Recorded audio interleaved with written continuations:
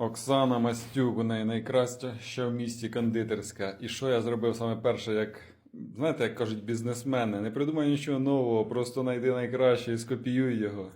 Так от, я повністю скопіював Оксанин дизайн, бачите, все в її стилі, золотисті елементи, такий ось гарний колір, як вона використовує в себе в своєму дизайні. І відкриваю кондитерську!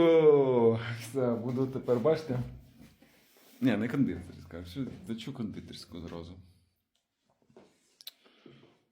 Нехай це буде послуги психолога. О, послуги психолога буду надавати.